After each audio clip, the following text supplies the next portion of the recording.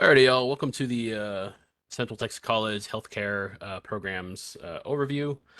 Today we're going to be talking about the healthcare programs that Central Texas College offers, as the name on the tin suggests. I'm joined today by uh, Miss Tammy. If you want to go ahead and introduce yourself. Oop, maybe. Think you might be on mute. Oh, there we go. Hi, everybody. Again, my name is Tammy Samarippa. I'm the department chair for health sciences. Excellent. Anybody else want to jump in and introduce themselves while we're over here? Any faculty or staff? Hello, All my right. name is Morgan Oh, Powell. good. Sorry. If you're in the nursing or any of the healthcare degree plans, I can help you with textbook lending, childcare services, and transportation. I'll throw my number in the chat, and you can go ahead and contact me after all of this. Yes, I highly recommend you go and watch the video that Morgan did. I think last week. Really informative. A lot of programs that the school offers for students. Some that even I wasn't aware. And I've been here for a while, so. But yeah, thanks so much for joining us today. We'll go ahead and get started real quick. Again, my name is Kerwin Flaherty. I'm faculty member with the Office Technology Department here at CCC. And first thing we're going to talk about is why you might want to choose healthcare as your profession. And there's a lot of reasons. A lot of people have a lot of different reasons. But some of the reasons that I usually like to talk about are it's one of the fastest growing industries right now in the United States and globally. It's really a very strong job market. If you look everywhere, they're begging for basically every healthcare profession that exists. It's in short supply. So I highly recommend that you look into that because it bears out basically everywhere you look. And with that comes the urgent demand. But with that demand comes increased pay. So I know here in the local Texas area, um, the hospitals that are in our region, Advent Health has done, I think, two market analysis within the last 12 months to adjust their pay to be more competitive. Um, and that's that bears out across all the healthcare facilities in the region. There's so much demand for employees that hospitals are having to really compete with each other to hire people. Um, and then personally, I think a really important aspect of going to healthcare is it's a way to provide service to your community, right? So you're able to, um, you know, work with the people in your community that are not in the best of health, that might need some help. And sometimes they are healthy, and you're just trying to help them stay that way. But so it's a really, if you are a service-oriented person, healthcare is a great profession to go into for that reason. So definitely something to consider. Um, and so when we talk about professions and careers, really what we're talking about is what kinds of skills do you need to do those, right? Uh, and in education, we talk about two kinds of skills. There are hard skills and there are soft skills, right? So soft skills, or rather, we'll talk about hard skills first. Hard skills are there's something that you know only applies for a specific job, um, and it's not something that anybody is ever born with, right? You're not born knowing how to fry an egg. It's something that you have to be taught. Programming, taking blood, accounting, and cooking. These are all examples of hard skills, and these are things that you'll definitely learn in all the programs that we have here. You'll learn a lot of different hard skills. Uh, you know, uh, these are the things that people generally think of when they think of uh, what types of skills you're going to learn in a healthcare program. So the thing that people don't necessarily think about as much are things called soft skills, and these are things that some people have innately, but they are still teachable and they are still learnable. And these are things like leadership, communication, empathy. These are all skills that are very important in healthcare. Um, and maybe you might not necessarily have these skills innately, but our programs are designed to help teach you these skills and to help foster these skills within you. And these are really the important things that sort of set you apart from your peers when it comes to your long-term career in healthcare. Anybody can learn how to take blood. It's a really simple procedure, as long as you don't have any phobias or anything. But there's only a select few people that take the time to learn how to be an empathetic leader. And that's something that we really try to foster here at CTC, is teaching those, those leadership skills, teaching those, that empathy, teaching that critical thinking. And these are things that we really pride ourselves on here at the school. So, without further ado, we're going to go over all the different healthcare programs that we have at the school, give you a little bit of job data that we have on them. Some of this data is a little bit out of date just because BLS takes a little bit of time to update their numbers. And so a lot of this has increased significantly. I don't know if you've heard, but there's been a kind of a major event in the world of late that has changed a lot of these numbers. And BLS reporting, Bureau of Labor and Statistics, they take a little bit of time to update their numbers. So these are all a little out of date. These are all probably significantly higher now. And we're just waiting for those new numbers to come out. But without further ado, first is our nursing program. And this is one of our premier healthcare programs that we have at the school. We have an LVN program, licensed vocational nurse. We have a registered nursing program. These are absolutely top tier programs. And one of the incredible things about these programs is that these are ADN, our RN program it's an ADN program. And so you can really, you can have a well-paying advanced career with very little cost. I think that there are not a lot of ADN programs left in Texas, and this is one of the few that we have. And so we're very fortunate to have that program here. Our LVN program is also really very unique and really very special. And LVNs, the responsibility of LVNs has increased significantly, especially since COVID, because of the shortage of nurses. And so the LVNs have really stepped up, and their scope of practice has increased, and their pay has also increased additionally. So we also have our EMT Paramedic Program. So if you are someone that loves healthcare and loves patient contact, but not necessarily working in a hard stand hospital, this is probably for you. Paramedics and EMTs, they're out there. They're that initial point of contact for a lot of people when they're entering the healthcare system. And so it requires a lot of critical thinking skills, a lot of interpersonal skills, being able to communicate with people that come from different backgrounds than you. And it's really a fantastic career if you're someone that likes to be out and about, meeting new people every day, and being in fun and interesting places. EMT is definitely the place to be. And I'll point out that one of the great things about our EMT program is that you can get that EMT license with as little as one semester under your belt. And so, and the way that it's built is you can start on that EMT, take your NREMT, the National Registry of Emergency Medical Technicians. You take that exam. You are a certified EMT at that point, and you can continue on. Those classes build on top of each other. They're called stackable, and so you can start at that EMT level and try it out and see if it's something for you. And if you love it, if it's something you really like, you can continue on for that paramedic.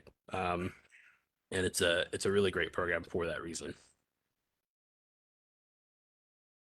Before we go on, I'm gonna burn through these slides really quickly, and then we're gonna get to a Q&A portion. I should have mentioned this up top, but we'll get to that Q&A portion. If you have any questions, we'll answer all of those. And if you have anything right now that you don't want to forget, feel free to type it in the chat, and we'll get to it as quickly as we can. So we have our mental health services and social work programs here at the school. So these are, we have our associate degree programs, the social work specialization.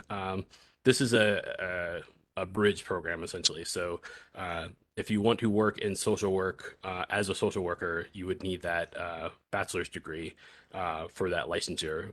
But you can start here, do your associates, and then move down the road to Central Texas A&M or another four-year university to finish out that bachelor's and save yourself a significant amount of money on the front end on that because our tuition costs are so much lower here. But the credits, they build towards the degree just as well. So definitely something to consider there. So we have that at-risk youth specialization and the social work specialization. But then something else that's really important, I think, in recent years is the chemical dependency specialization. This is a really important program as well. I think that many of us have been touched by the opioid epidemic, so that's definitely something to consider as well. And then the community health worker, again, this is something that has really become very important in recent years, and is a very in-demand profession right now. So definitely something to consider as well. Oh, my slide is cut off there. So this is our medical laboratory technician and phlebotomy program. Again, this is one of those, we're very fortunate to have this program here. The MLT program is really, really out of this world. It's also very rare in Texas. So this program is fantastic. And if you are someone that loves science and likes the idea of working in healthcare, but don't necessarily want to do a lot of patient contact, MLT is a really great way to go. Phlebotomist is a great entry point to that as well. It's kind of like that EMT to paramedic pipeline. So you can start as that phlebotomist and then and move to MLT if it's something that you're interested in. Phlebotomy has a little bit more patient contact than the MLT, but it's still a good entry point. And then histology, yeah, this is only 3 colleges in Texas have a histology program. So again, this is another one of those. CTC is really the home of a lot of very important and rare programs, and histology is definitely one of those that this is a profession that you can go into. It's very portable, and portable meaning it's in high demand basically everywhere, and you can go and work somewhere and make a decent living, without having to really worry about finding a position. So next up we have this is my wheelhouse, the medical administrative support and billing and coding. So these programs are medical billing and coding are preparing the documentation needed for processing insurance paperwork so that medical providers can get reimbursed from insurance companies. So you're sort of that intermediary between the healthcare provider and the insurance company. And it's really important. People, medical bankruptcy is a big issue, and there are frequently cases where, poor coding has led to people being billed for things that they shouldn't have been billed for, and they end up paying for that out of pocket. And so this is a really important profession that has been professionalized significantly over the last 20 years. So definitely something to consider. Again, if you like healthcare but don't necessarily want to work in patient care, medical administrative support and billing and coding are definitely ways to go about that. Here are some examples of positions that you can look at if you go that administrative support route. Fitness and wellness. So I'll tell you a little secret about the school. We have a really world-class gym that even if you don't do a healthcare program, please use that gym as much as you can. We have that beautiful track over there as well. Utilize that. It's one of your benefits of being a student here. So take advantage of it. But we have these programs. We have the recreational therapist. It's a little bit like that social work program where you would need that bachelor's degree to actually work in the field. But you can start here and save yourself that money on the long run. And then, yeah, physical therapist is similar. You can start your credits here and then move on to a university to complete that. Massage therapy. So this is a recently, and when I say recently, within the last couple of years, this program was actually accredited, and so is now eligible for tuition assistance. It's a it's a fantastic program, and also when the massage students are seeking their clinical hours, I highly recommend you take advantage of that because you can go get a massage for an inexpensive amount of money. And they are fantastic. It's really very nice during finals week to get a little massage in. And you're helping out our students, so it's great. But this is also a great program. This is if you really like patient care, massage therapy is something to consider because you're really you're having that one-on-one healing connection with people. And so this is a really great path to go if you have that kind of personality or that want. So we have some continuing ed programs as well. Um, so these are all within our continuing education department, and these are non-credit certificate programs. And we can talk about that more if people have questions about it, what the difference between credit and non-credit programs are. So we have our medical assistant program, um, which is a short 5-month program. This is a great way to go if you really just want to get into the field and start working. Definitely a way to go. Um, Veterinary assistants. If you like animals more than you like people, um, as so many people do, this is definitely a way to go. Uh, the veterinary assistants, I can say personally, I'm always very thankful when I go to the vet.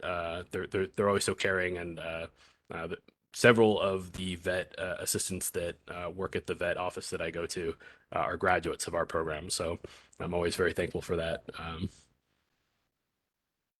then our pharmacy tech program. Um, Pharmacy tech is again, it's one of those things that because of COVID has really their scope of practice has increased significantly, and they're doing a lot more than what they used to. And this is a really important position. And again, it's something if maybe you're not necessarily wanting to work in a clinic, pharmacy is a little bit different. It's got a little different wheelhouse to it, so something to consider. So we're going to run through the contact info if you want to write any down. And again, we'll post a lot of stuff in the chat that you can get a hold of us. So first is the Department of Health Sciences. You can get that information there.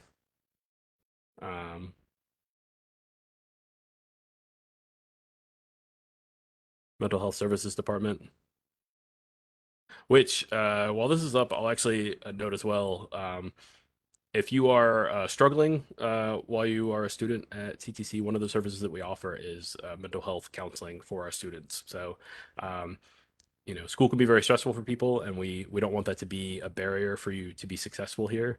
So that's something that we offer, and you can contact them using that contact info that's on the screen right now. So if you need help, definitely reach out. That's really important. And I know that things have been very stressful for a lot of people these last couple of years. This is my department, Office Technology. You can come see us. We're there all the time, so come visit us if you want to hang out. Kinesiology. Oh, this is old actually. The phone number is still good. I'll have to update that email address there.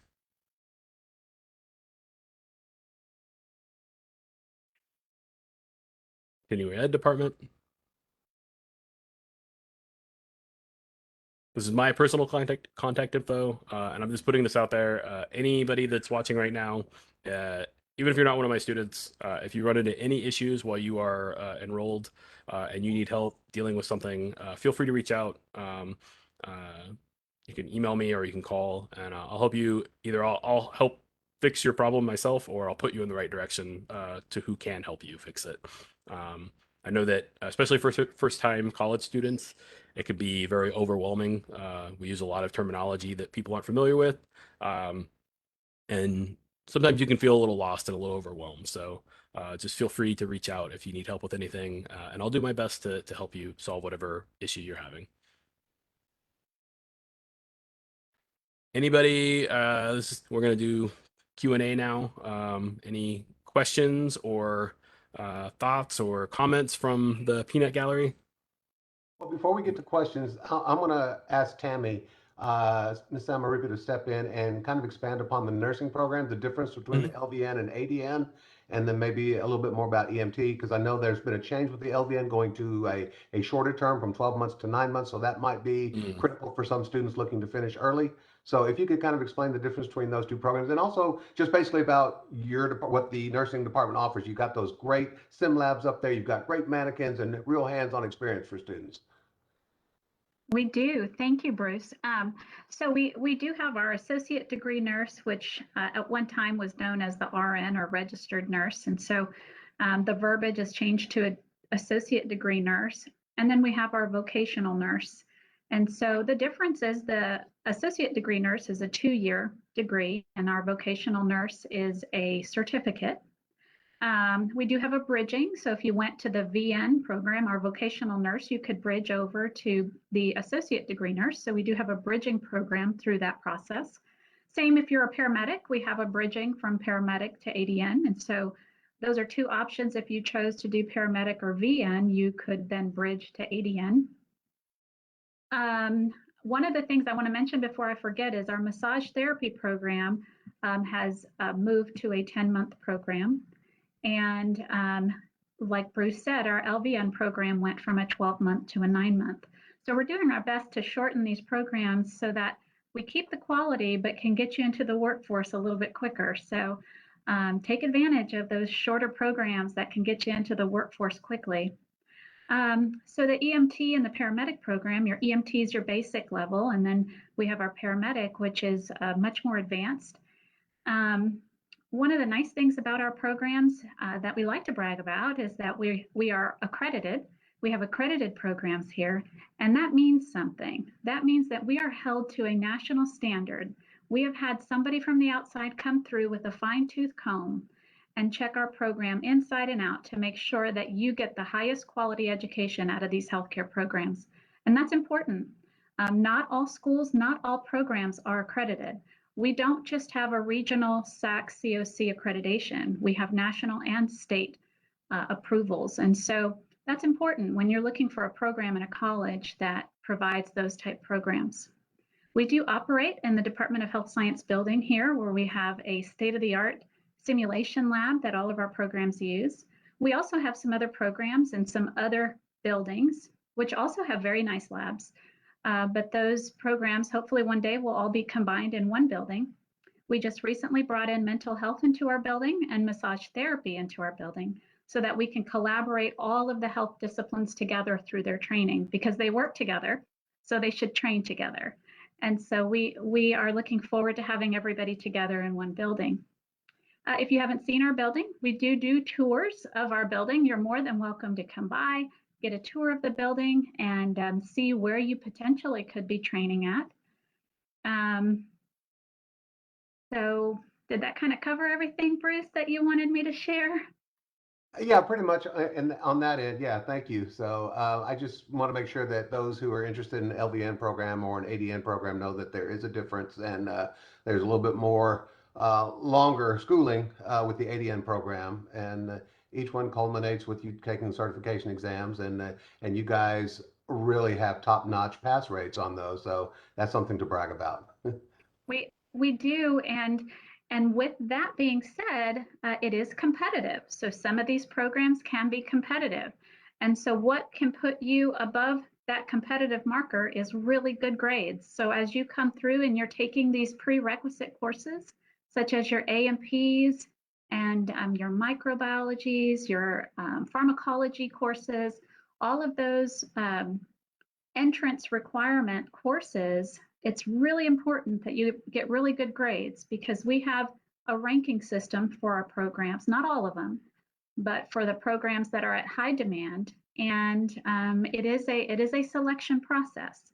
So our associate degree nurse enters two cohorts a year. Our VN program, we have a day program and we have a night and weekend program. And that's important to share, because the vocational nursing program, because it's now a shorter program, and then with having a night and weekend program, that will also benefit you as well. Now, the night and weekend, because it's night and weekend and not throughout the whole day, it's not 9 months. It is a little bit longer because it's less hours per day. But the traditional day track for the vocational nurse is 9 months. And so yes, those programs, it's really important to do well with your prerequisites for those courses. Can you talk about, as far as medical lab technology, histology, the class delivery? Are they online classes, in-person classes, or a combination thereof? And kind of talk about the hands-on aspect. Yeah, that's great to bring up, Bruce, because most of our programs are here in session. We do not have online programs because we've identified that through COVID, hybrid courses and online courses are not good for the healthcare profession. It does not do us well for students to try to do skills at home. And so all of our healthcare programs are face-to-face. We do have sometimes options where we can switch to a virtual lab if needed, or to a virtual lecture if needed. However, that is not often and it is not frequent. It is if maybe a faculty member has come down with COVID and we need to switch it for short term. But primarily it is traditionally ran, and it is flexible in that some programs are just 2 days a week and then your clinicals are outside of those hours. And then we do have some that it is a full-time commitment. However, the outcome of that program is to your benefit. So sometimes we do have programs where they are full-time, such as our associate degree nurse is a full-time program. Right. And what about you, Mr. Flaherty, as far as the medical coding and billing and medical office technology programs? How are those classes delivered? So we offer a couple of different modes for our delivery. So we have our online classes, which just follow a strict fall, spring, summer semester schedule. But then we also have our Kate Center, which is self-paced program. Every Monday you can start a new class, and you can work through those classes at your own pace. And so it's really for students that are either needing to pick up an extra class, they can come and visit us for that. Because within the department, we also offer other office programs. So if you need to brush up on your keyboarding skills or office suite or anything like that, you can come visit us for that. But if you are wanting to get through the program, you can work through it at your own pace. And we've had people finish in as little as 10 months just because they were so motivated. That person also she was working very quickly. So that's not the standard, but people can get through it that quickly if they are motivated like that. And so that's our other mode that we offer. Great. And earlier it was talked about the difference between credit and non-credit courses. For example, we know that massage therapy was a non-credit course, but now it is a credit program. Can you kind of expand upon the difference between the credit and the non-credit and what that would mean to a student looking to get out in the working world? Sure. As far as credit and non-credit, the first thing to think about is your funding agency. So a lot of funding agencies are not going to fund non-credit courses, and so that's something that you'll have to consider when you're looking at what programs you want to go into. Um, the other thing to consider is the transferability of those credits. And so non-credit courses are typically not going to be transferable to another school. And so if it's a program that you're going to start that you're interested in, you want to make sure that you have the time and the resources to finish that program, because you're probably not going to be able to take that to another school. So that's something to think about as well. Now, when it comes to the workforce, it really comes down to what you want to do, right? So if being a veterinary assistant is what you want to do, um, then that program is going to give you the skills to do that. And it's not really going to matter if it's non-credit or credit, um, because those are the skills that you need to do that profession. When it's important is when you have things that require national registries. That's when you need to really be looking at whether it's a credit or non-credit program, because most national registries, so I'm talking about like, if you're going to be a registered nurse, or if you're going to have uh, uh, your billing certificate, those are national registries, and they typically want you to have credit courses to be eligible to sit for those national registry exams. And so that's something that you'll want to research, and you can talk to faculty about it. That's one of the things that we like to do is talk to our students about what their plans are and where they want to go, because that's ultimately is it doesn't matter. We want you to get the skills that you need and to be eligible to get the requirements that you need to go where you want to go in your career. That's what we want for you. And so whatever it is that you need to do that, that's what we want you to do. And so that's something to consider. And that's it's non-credit or credit. It's important. It's something to think about, but it's not to take away from those programs. It's just that they have a different requirement and they have different eligibility. Yeah. And possibly, and correct me if I'm wrong, but the credit programs are really designed to advance you if you want to go on to a bachelor's degree, Yes, master's degree kind of definitely. thing. So, well, your Exactly. non-credit courses will get you into the working world. Let's say Mhm. veterinary assistant, you'll sit and you'll take that exam, and then you're qualified to be a veterinary assistant. But Mhm. again, you're not qualified to move on and get a bachelor's degree. And so, Exactly. the credit programs, you'll be able Yes, to further your higher education that way. So. exactly. Right, good deal. Let's see, Tammy had another question for you regarding the EMT program. I understand that Mr. Ray Broker, if I pronounce his name correctly, had some really high pass rates above the national average in the spring and the summer classes. So that kind of speaks to the volume of the quality of the professor and the program itself. So if you could kind of, if anybody's out there interested in being in the EMT program, we have a top-notch program, and Ms. Amaripa will kind of expand upon that just a little bit. Yeah, I'm happy to share about that. That's exciting news for us. So, Mr. Raybroker just got his pass rates, and those pass rates were 93%. Most of our state and national averages are anywhere from 64 to 72%, and so that 93, 94% area was fantastic and well above our state and national rates. And one of the things that they have done is they are working really hard to mimic and come together with the paramedic program for some of those entry requirements, getting a little bit stricter with the entry requirements in reference to the student scores of incoming tests and those type things to make sure that the student can handle the rigor of the program. We don't want to enter students that perhaps aren't academically ready or emotionally ready to take on the position of being an EMT or a paramedic. And so a lot of times those students do really well once they come in and see the EMT program and they decide, hey, I think I want to continue this, and they can move right into the paramedicine program. And we work really close with all of our agencies in the Central Texas area. All of our fire departments are very supportive of our program. And a lot of times our fire departments will hire you and then send you to paramedic school here. And so that's definitely a benefit, but also a display of the need for EMTs and paramedics that they're willing to pay to send you to school.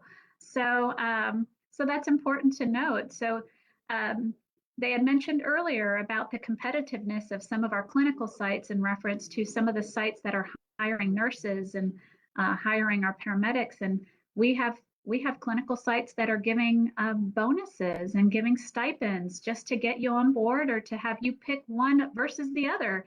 And so the need is there, the demand is there, and the pay just continues to get better and better for our healthcare professions. So definitely a good choice. And just for clarification, the pass rate we're talking about is not passing the class. We're talking about the exam, the certification exam to become an EMT, the state certification. So, and That that speaks final very exam. highly of the program when you have students at a 93% clip passing when the state averages are anywhere from 64 to 70%, as Ms. Summerip said. So, Yes, yeah. It is quite the accomplishment. And, you know, most of our programs are thriving just like that. Most of our programs are at or above national averages. And that's what we like to put out there because it is a self-reflection of how the program's doing and how our students are doing within the program. And so when those pass rates drop, it causes us to go back and relook at what can we do to make that pass rate better. So we have that self-reflection, and so we're always striving for those higher numbers. So right. All right, we're going to change gears just a little bit, and I'm going to put Mr. Porter on the spot here. What are some of the things that you see? Mr. Porter is in our Disability Services department, and so I wanted him to talk about some of the things that his department can provide for students interested in our healthcare profession, those who might have special needs. So, Mr. Porter, if I can put you on the spot with that, Sir, thank you. Can you hear me? certainly. Okay. Yes, we're Disability Support Services, and we provide accommodations in the classroom for students with temporary or permanent disabilities. So just keep us in mind if you were in a 504 plan or special education in high school and you're transitioning to college classes and maybe you were feeling like that you could do that without accommodations, have tried it, and maybe you've decided, well, now I think I really do need some accommodations. Please give us a call, contact us. It's better to get those accommodations before your grades actually suffer. So we want to help you out and just give us a call. You can also check out our website on the CTC website, and all of our information is there as well. Okay. What specifically can you provide a student in the healthcare program? Let's say a student in the medical office coding, as well as a student in the nursing profession, because I know those are hands-on and they might require something a little bit different. So if you can kind of, I'm sure you've Sure. come across some things in the past with students in those programs. Absolutely.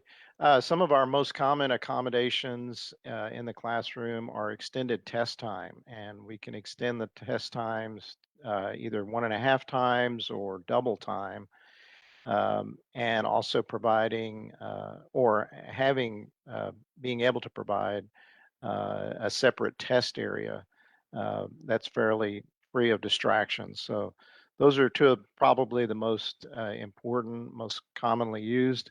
Other accommodations would include being allowed to use a tape recorder in the classroom, and then just being allowed to sit up towards the front of the class, or in some cases sit near a door or window.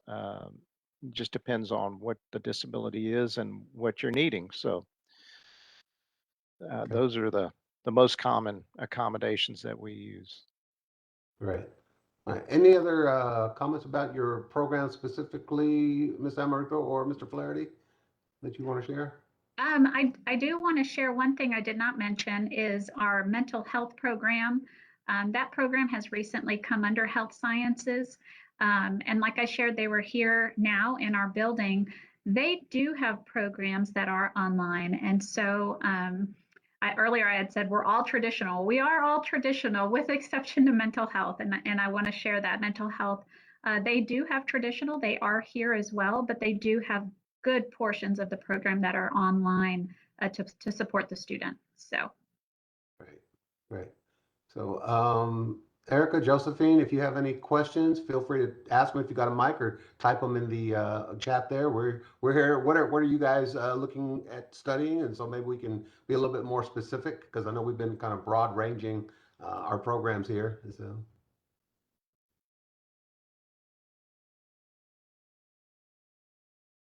I think y'all went over a lot of good points that I'm definitely writing down numbers and appreciating all the extra help y'all are giving. Certainly. What are you looking to study? Do you know yet, or are you just? I'm starting with my prereqs now. I'm going towards the RN side of things. It's my first time in college, so I was like, I Well, really want to congratulations. join in and get more of an idea on the health science department altogether, and just seeing Great. all the extra help CTC offers, like I said, is just great because I definitely needed it. Well, congratulations on taking that step to go into college, and we definitely need more nurses in the field. And Miss Samaripa can certainly be a mentor of sorts when you have questions or need assistance and things. She's the one to give you that inside scoop, so to speak, on some things that might get you over the hump to get you through the program. So, and she has Perfect. a great, well-rounded staff as well. So. Oh, great. That's so great I, to hear. I do, Erica, and we are here to help. But most of the heavy lifting is all you. And Yeah. it really is you just doing really good on your prerequisites. Like we talked about earlier, B's just won't cut it. So A's and B's is what you're looking for, and A's if possible, B's barely. And so you really want to strive for those A's. We have real high GPAs coming in through the selection process. And so everybody's really working hard. And so just do your best with those prerequisite courses and working hard through the A&P. And once you set yourself up with good grades with those classes, you've got a fantastic chance of pursuing your associate degree nurse here at CTC. Oh, great. Okay. I definitely am taking this first week and just allowing the excitement to overwhelm me more than the nerves or anything else. Yeah. So I'm just gonna try to lead the year with that and, like you said, work really hard, especially on the A&P. Yeah. So you Sounds take like you're advantage of off to a great start. the tutoring that we offer. The academic studio has some fantastic tutors. You can go there and work with Great them. point. Really, that's one of the things I think students don't do enough of is take advantage of the resources that we have because they're here for you. And we build those programs to help students. So make sure you're taking advantage of all those. And yeah, really good luck with your courses and welcome to this journey. It's a long Yeah. one, but it's worthwhile. Yeah, definitely. Definitely Erica, agree. have you already reached out to the department? I haven't. That was something that I need to do and was going to ask y'all more into. Um, I haven't yet gone and seen the center yet either. I need to do that. You do. You do. You need to come by so you can see where you're going to be studying. And Yeah. then that'll help motivate you too. Honestly, Right. once you see where you'll be training, you'll be like, I want to be a part of this. This is what I want to do. So hopefully it motivates you. But I do encourage you to come by the department.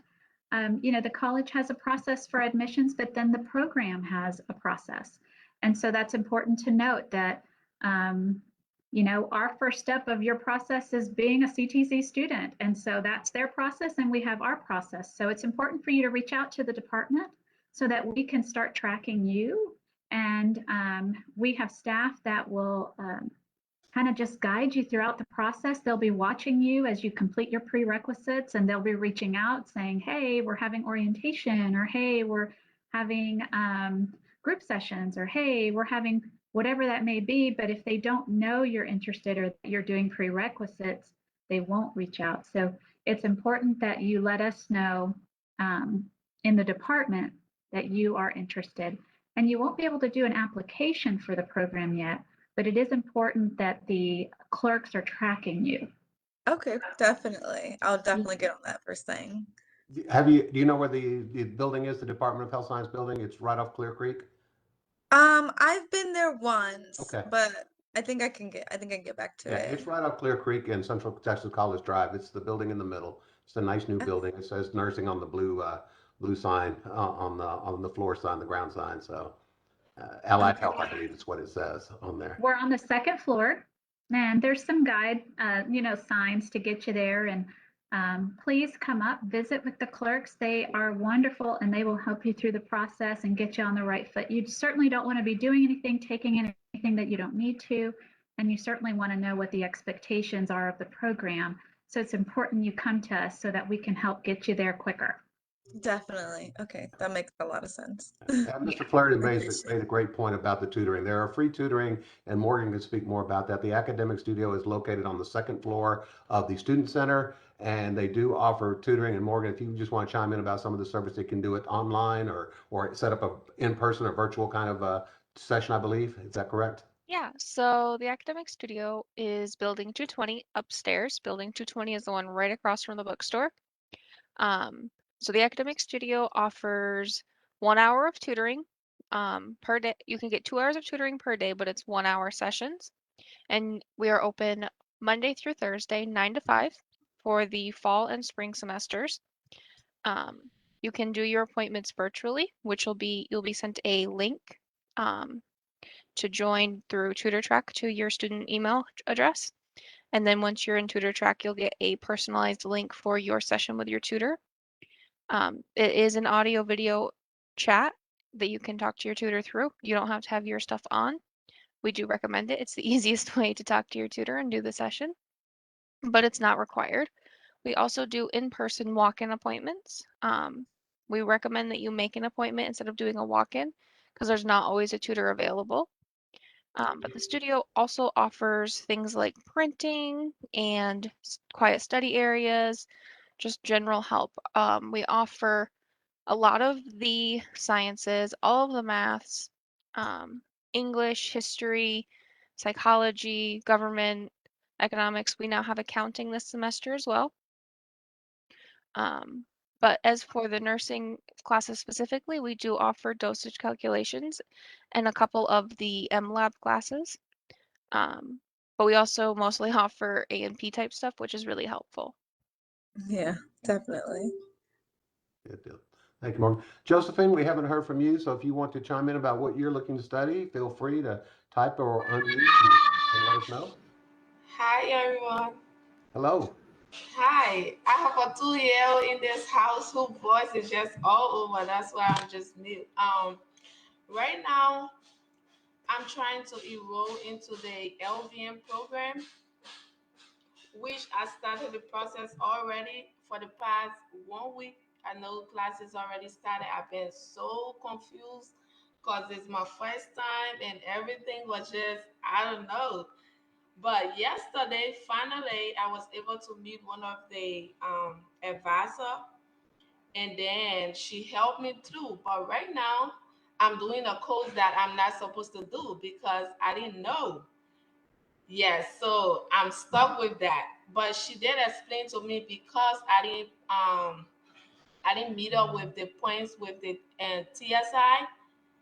So I can do my prerequisite, which is the biology, but I'm doing pharmacology right now. So I'm doing pharmacology and SAC.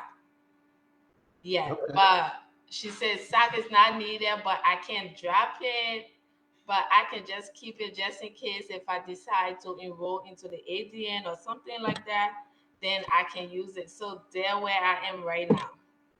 Well, it's good to have that little backup extra, so there's nothing wrong with that. So, but now you're on track. At least you met with an advisor. You know what classes you need to take, and the same thing with you, Erica. That's always important to meet with an advisor to make sure that you're taking the exact classes that you need, so you're not wasting your time, your money, and your effort on something Exactly. that's not going to apply to your degree plan. So again, and that's a wise move to make. So Josephine, if Miss Amaripa can hook you up with one of the clerks in the LVN program to kind of give you the lay of the land, feel free to stop by that office, and they will be more than helpful to make sure that you are on the right track and doing the things that you need to do. Okay. Ms. Santiago, do you have anything you'd like to chime in? Welcome aboard. We appreciate you being here. Thank Mrs. you. Marcelli is our student life director. Sorry, I got tied up. I was like, But no, I know that a lot of the times I oversee the tours, and this is one of the fields where most people have questions or they really want to pursue. A lot of times they don't realize the rigor that is necessary in the process to make sure that, like what Miss Sarah Maripa said, you want to, what I say is quality over quantity for the classes, especially when you're working on your prerequisites. Make sure that you do well in your classes and not say, well, I'm going to do all my prerequisites in one semester. And then when you realize how much that can be and how overwhelming that can be, especially if you haven't been in college before or you haven't been in school for a long time, pace yourself in a way until you get the hang of it that that you're going to be successful. And so not overwhelming yourself is one of those things that I recommend until you can figure out how much you can handle. Because I have seen it. I have seen it through other people and just with my experience with students, especially when it comes to anatomy and physiology, it's almost like 2 classes in one. And that's really where people they're like, oh, it's just one class. You have the didactic portion and then you have the lag portion and it's almost 2 classes. So you really need to allot plenty of time to study for these classes so that you are going to be successful as you go along. And even when you're going into the times I've seen like the medical billing, coding, all of that, that's a lot to remember. In all of these medical fields, there's a lot of these technical terms, a lot of things that you have to remember, and it's going to take a lot of time for you to study and to actually make sure that you learn it. Just thinking that you're going to learn it for the test is not going to cut it in the long run. So this is one of those fields where what you're learning, you really need to make sure you're learning it for the rest of your career. So come with that. Application. Yeah, you're going to have to apply every single thing in one way or another.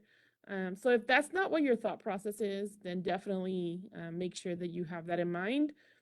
And also that there is I don't know if you guys talked about this because I did come in late and I apologize for that, but there's a whole ethical component to becoming somebody in the medical field that maybe if you were in other fields, you would not necessarily have to deal with. And I don't know if you guys had the opportunity of talking about that, but I don't know if Ms.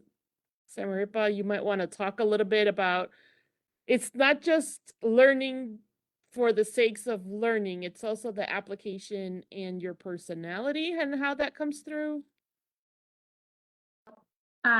It was discussed a little bit earlier in that we were talking about soft skills and talking about some of the things that students bring to the table when it comes to healthcare professions and what they have to have. But you're absolutely right. When we look at our healthcare professions, we're looking for integrity. We're looking for that compassion. We're looking for students that have good communication skills. And even those students that choose programs such as massage therapy or our lab sciences where you're having minimal patient contact, there still is a component of integrity because it really is what you're doing when nobody's watching. And what are you doing that is appropriate not only for the patient, but with the profession itself. And so for us in healthcare, professionalism is not an option. It is something that we have to look at and abide by all the time. Even when I find myself at Walmart and I'm running into some of our students, and it is still very important for us to maintain our professionalism wherever we go. We take our professions with us everywhere we go. And so it is one of those things when you choose to be a nurse or you choose to be a paramedic or you choose to be a massage therapist, it is a matter of carrying your professionalism and your integrity everywhere you go. People are watching and they know you're in the healthcare profession and people are depending on you. So it's very important to maintain those soft skills and those personality traits that make you a good healthcare professional. And I'm sure, Mr. Flaherty, those same integrity aspects come into play in the medical office technology aspect, even though, like Ms. Samaripa said, you're not necessarily dealing with patients up front, but there's still that integrity necessary. Of course, I mean, and that's the case for so many professions, but especially in healthcare, because we rely on people to have that ethical behavior and to have integrity, because there's just so much harm that can come from somebody that doesn't have that integrity. So it's very important, and it's something that we strive for, and that we teach in little ways in class, and just education in general sort of hopefully instills that in people. And that's something that we work on every day, because it's so important, and healthcare relies on that ethical behavior so much, because it's foundational to the way that we do healthcare in the modern day, because we have to rely on people to be ethical and to have integrity. It's very important. And within all of our healthcare programs, there is a grade for affective domain, which is exactly what that is: ethics, professionalism. And so we do have a grade that is associated with affective domain, but we also have very stringent policies within the Department of Health Sciences for dismissal for any academic dishonesty, for any integrity issues, for any affective domain infractions. All of those things could very easily get you removed from the program. And they're pretty cut and dry. I mean, as you know, we have multiple students ready to come into the program. So at the moment that there's dishonesty or there's integrity issues, typically that's not something that we play with or we entertain for more than one time. And so, so the programs are very stringent when it comes to some of the policies related to integrity, because it does tie into our profession. Right. Yeah, Thank you for that. so much. It's we we have an expectation that people can learn, and so we offer that. You know, we'll sit down and we'll work with you if we find that first instance. But if you're willing to display such a lack of integrity here, where really we're not putting anybody's lives at risk, we're not putting anybody's financial status at risk.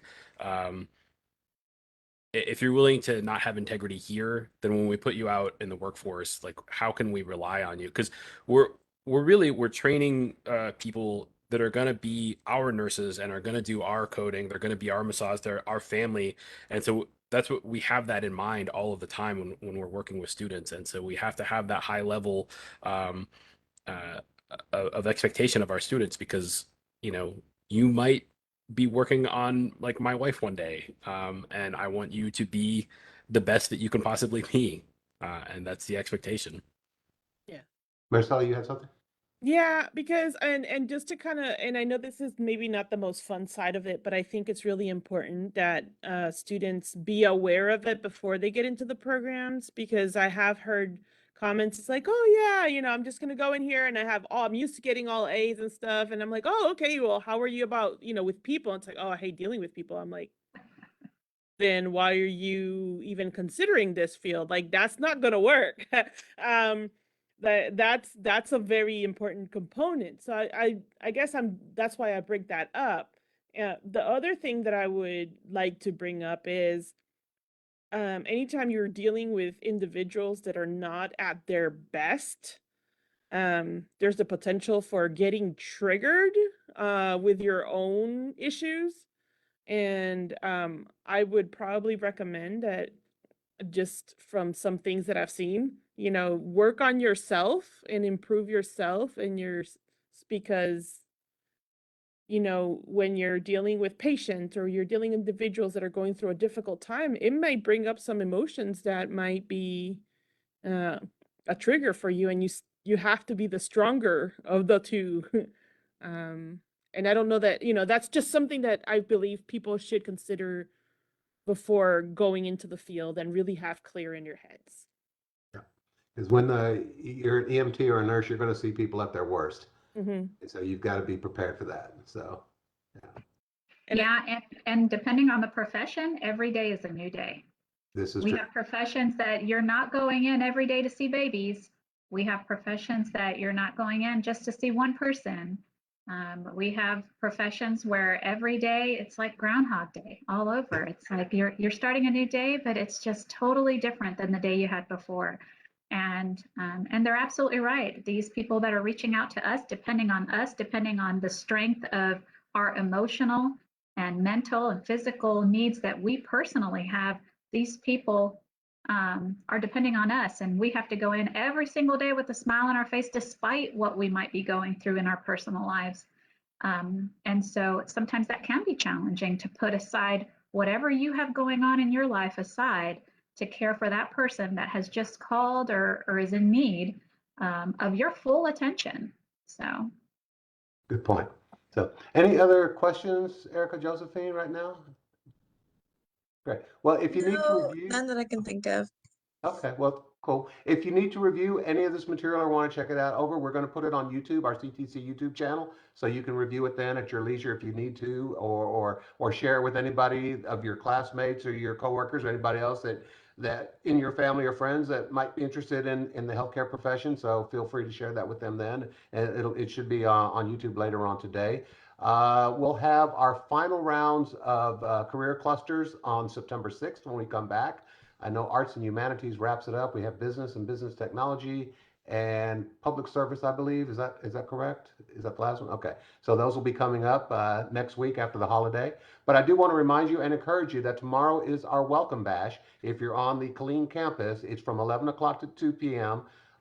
In the campus center. And there you can meet some people from the nursing profession in the department, and you can meet somebody from the academic studio. You can meet somebody from medical office technology and the massage therapy program and the others that we talked about today. And you can get information from them, talk to them directly, and answer any questions that you might have that you don't have now that might pop up later. Then you can meet with them and talk with them, and again, pick up a wealth of information and also learn about the many student services that we have available, as such as Mr. Porter's Disability Support Services, the Academic Studio, Textbook Lending, all those things. They will all be available tomorrow at the Welcome Bash. And again, 11 a.m., 2 p.m., Campus Center. So I encourage you to stop by and pick up some information, or at least say hi and meet the people that you're going to be dealing with in your department in the healthcare, nursing, LVN, medical office coding, or whatever it may be.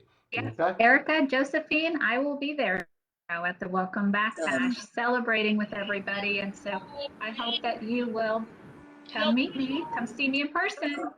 Okay, I'm excited.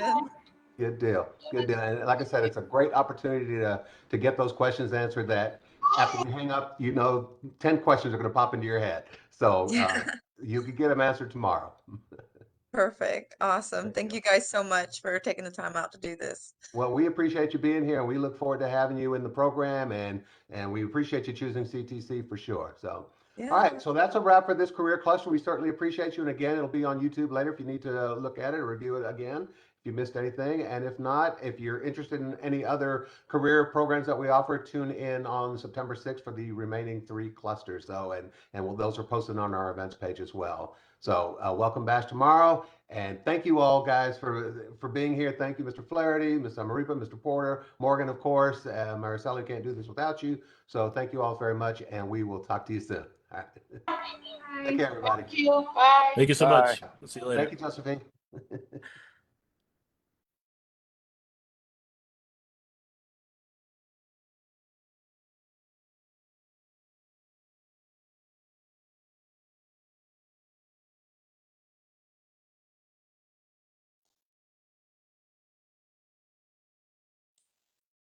I was just about to expel. Yeah, look who's learning, huh? Look who's learning. Oh, What you stop talking about? sharing. Please share. Stop sharing. You're still live. Oh, okay, hang on a second.